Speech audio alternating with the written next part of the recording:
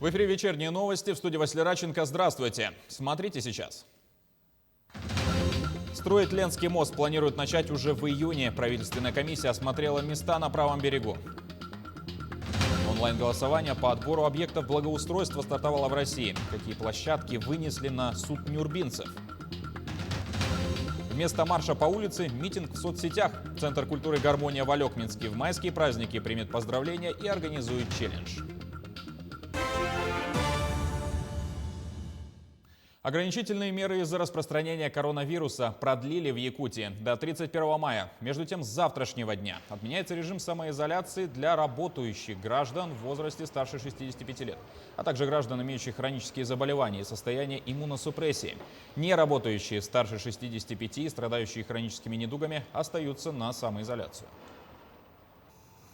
Особое внимание уделят защите пожилых и ветеранов на майские праздники в Якутии. Глава региона С.Н. Николаев в ходе совещания с главами районов попросил исключить участие пожилых и ветеранов во всех мероприятиях, кроме дистанционных.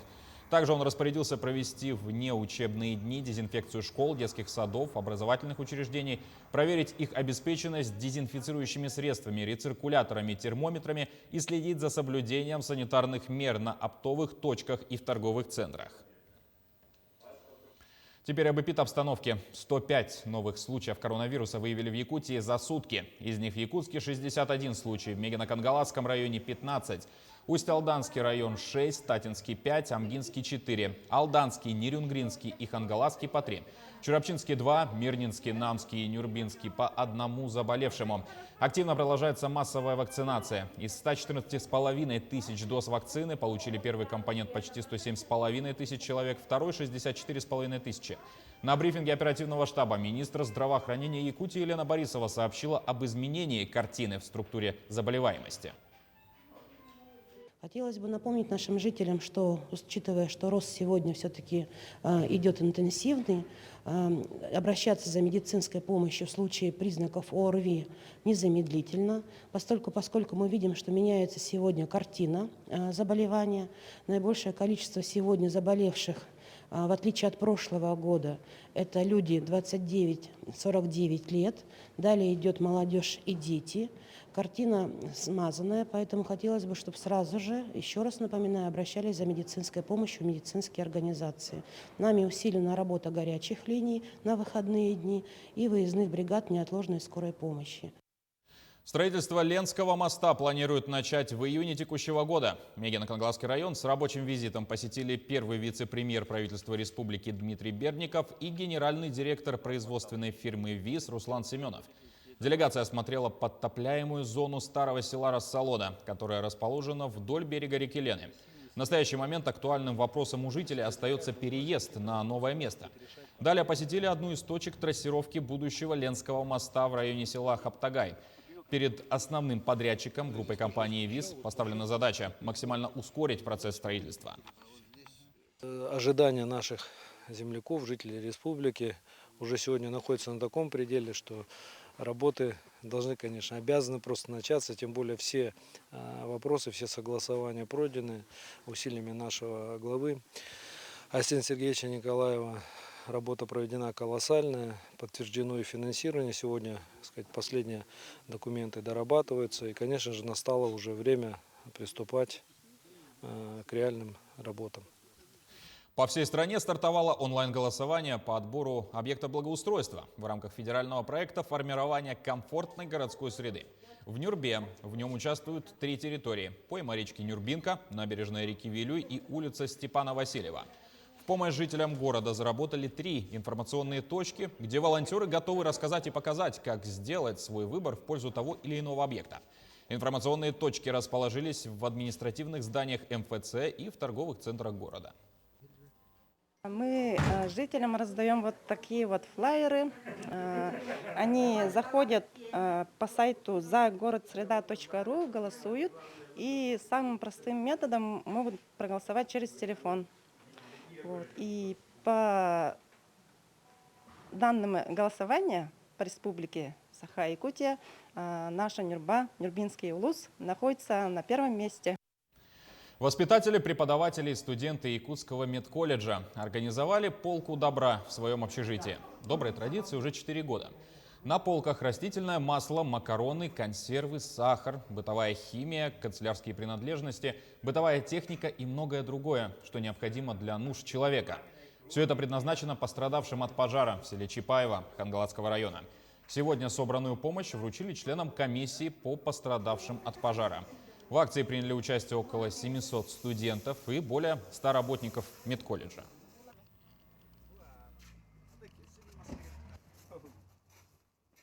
Все студенты хотели показать этим полкой добра, что мы являемся медиками, мы должны приносить добро в этот мир. Все прониклись, конечно, бедой, что произошло в селе Чапаево Хангалатского района. Все понимаем, и очень важно было сделать это. Педагогический факультет МГУ примет участие в разработке концепции развития системы образования Вилюйской группы районов до 2032 года. Проект получил название «Вилюйский образовательный форум». Договоренность о реализации проекта достигнута в ходе рабочей встречи делегации Верхневилюйского района с деканом факультета педагогического образования. Площадка обеспечит подготовку инженерно-технических кадров для предприятий северной территории. Московский государственный университет, педагогический факультет МГУ оказывает содействие администрации республики, людям, которые заинтересованы в развитии юго-запада республики. Вот в таком важном направлении, как создание стратегии развития образования. Вместо марша по улице митинг в соцсетях. Центр культуры «Гармония» в Алекминске в майские праздники примет поздравления и организует челлендж среди предприятий и жителей. Как подать заявку? Узнаем у Елены Фаст. Второй год, как и по всей республике, в городе Алекминске майские праздники будут проходить в режиме онлайн. Уже в эти дни в Национальном центре культуры «Гармония» идет работа по подготовке ролика.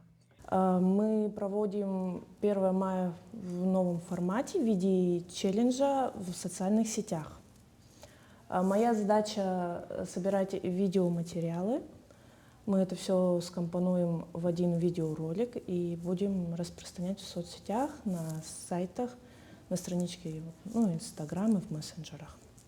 То есть любой липничанин сможет? Да, в свободном доступе может посмотреть на себя, так как это трудовые коллективы. И достаточно у нас, примерный список уже есть, кто будет нам подавать видеоматериалы.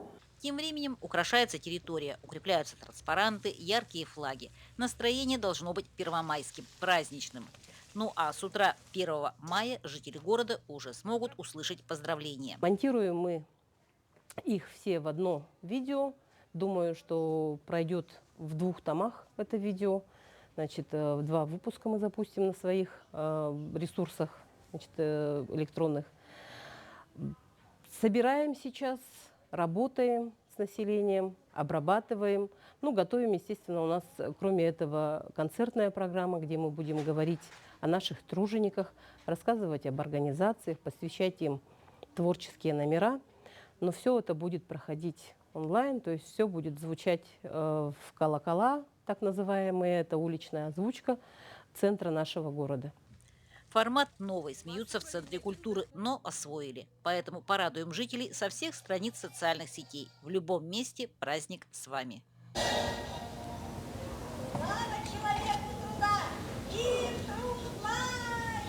Елена Фаст, Максим Копылов, Алекминск. Жители Якутии смогут рассказать о героях своей семьи всей стране. Для этого до 6 мая нужно стать участником всенародного исторического проекта «Лица Победы». Найти истории героев своей семьи на портале проекта можно будет уже 9 мая. Биографии поступят на вечное хранение в Московский музей Победы и станут частью его мультимедийной экспозиции. Благодаря возможности поиска по сайту у жителей региона появится уникальная возможность показать своим детям, родителям, друзьям и знакомым истории предков, внесших вклад в победу. Победам возраст не помеха. 97-летний ветеран Великой Отечественной стал кандидатом в мастера спорта по шашкам. Стаж пенсионера в игре составляет более 80 лет. Однако он до сих пор продолжает гореть своим делом и добиваться в нем новых высот. Надежда Саханская встретилась с ветераном. За спиной ветерана Наума Слепцова уже несколько сотен побед, помимо самой главной в его жизни – в Великой Отечественной. Не достигнув возраста 20 лет, он был призван в действующую армию и брошен на штурм города-крепости Хайлар. Несколько раз отбивал атаки японцев, за что впоследствии был награжден знаком отличного пулеметчика. Я был призван в армию в 1945 году и 5 лет служил в рядах советской армии. В 1945 году пришлось участвовать против японских, в войне против японских империалистов. Вернуться же с войны Слепцову удалось лишь спустя 5 лет службы в 1950 году.